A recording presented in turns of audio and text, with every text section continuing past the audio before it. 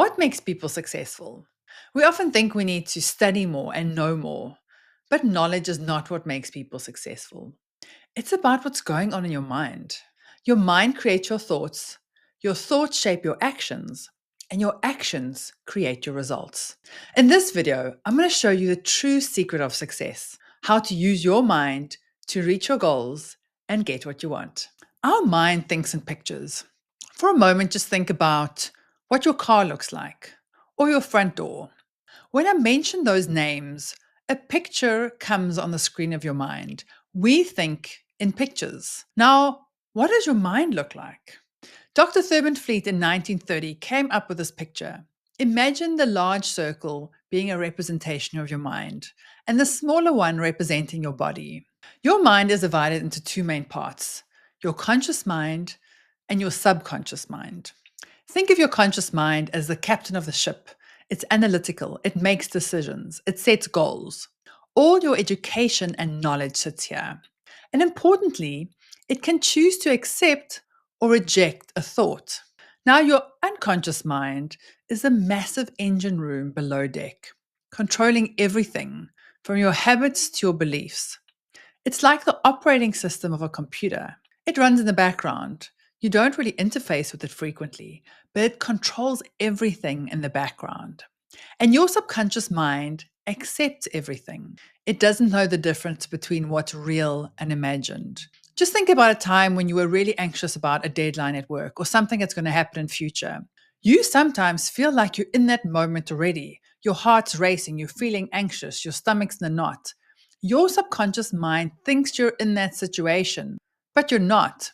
You're putting yourself through that emotional trauma without it even being a reality. Now, here is why our subconscious mind matters. Your subconscious mind was programmed during childhood. When you were born, you didn't have a conscious analytical mind.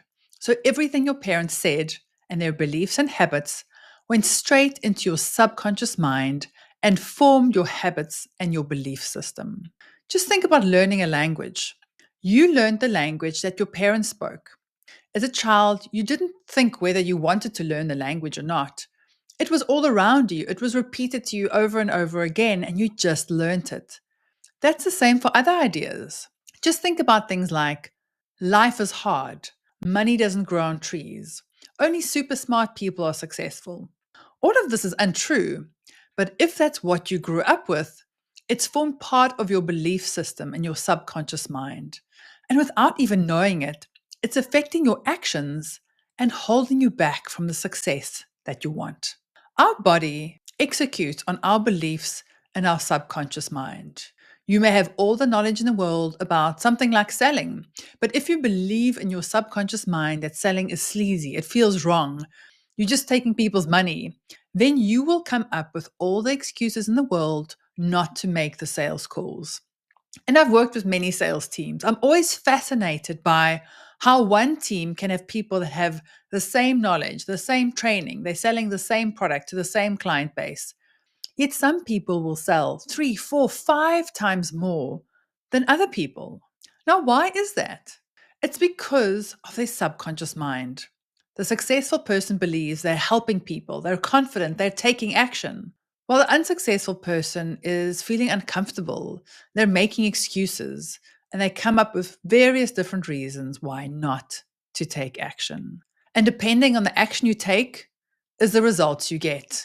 Action gives us results. Do the right things and you get the results. It's that simple. If you want success, you need to understand what's going on in your subconscious mind and make sure it's working for you and not against you. Now, why do our thoughts matter? Because thoughts are the start of the thinking and the creative process. And what's really empowering is we can control our thoughts. Many people tell me that they overthink. And I know it's not because they're thinking about the good things in their life. We tend to replay negative thoughts over and over again in our minds. We need to control our thoughts so that we can create the life we want. Don't allow the outside world to influence your thoughts, and that's the hardest part. Just think about a child who's battling with math at school. Typically, they get a bad grade in a test. Then the child starts thinking that they can't do the subject and they're not smart enough. If we allow that thinking, we start feeling negative towards the subject. They're anxious and they don't want to pay attention in class. They don't want to do their homework because they've already decided that they cannot do math. Then, if they haven't paid attention and don't do their homework, when the next test comes, they'll probably get a bad grade again. And so this perpetuates over and over again. We cannot allow our current results to affect our thoughts. We need to act and behave and think like the person who has already achieved the results we want. We need to imagine what that person would be like, how they would think, how they would act and behave. And you need to become that person now so that you can create the results that you want. Do not allow your existing results to affect your thoughts. Now, we have two main states of being: positive and negative. And a positive state is happy and peaceful and joyful and passionate, and it feels good. You feel empowered and intentional and present. In a negative state, you're feeling stressed and fearful and frustrated and worried, and you feel bad. You feel disempowered, and you feel like you're on autopilot. Just think for a moment about everything that's wrong in your life, everything that's bad, everything you wish that were not in your life right now. Now, what does that feel like? You probably feel anxious and sad and frustrated. Now, how about thinking about the things that are good in your life? Everything you're grateful for, your loved ones, your pets, your friends and family, everything that excites you. Now, how does that feel? You probably feel happy and joyful and grateful and passionate. Now, notice that one question can change your state. Your mind is a problem solving device. It's like Google or ChatGPT. It's a search engine that wants to answer every question you give it. And questions focus your mind. Now, just imagine you're walking at night and there's a rustling in the bush next to you. Your mind immediately triggers: is it a bear? Is it a lizard? Must I fight, run, hide? Your mind sees an unanswered question as a threat. It'll always come up with answers to your questions. So we need to understand that and focus our mind to come up with solutions for what we want. Just think about a situation where someone has lost their job. Now, we often spiral into negative thoughts, things like, I'm bad at my job. Oh, this is so embarrassing. Why do I always fail? What am I going to tell my friends and family? Why always me? There's so many other people that are worse at this job than I am. When the actual problem is just that you need a new job. You need a new source of income. Now, how about rather thinking about empowering thoughts? The situation is that you've lost your job, but the actual problem is that you need a new job. So how about thoughts like, what are my strengths? What environment would I thrive in? What can I do to make $100,000? How can I best display my skills? And what am I really passionate about?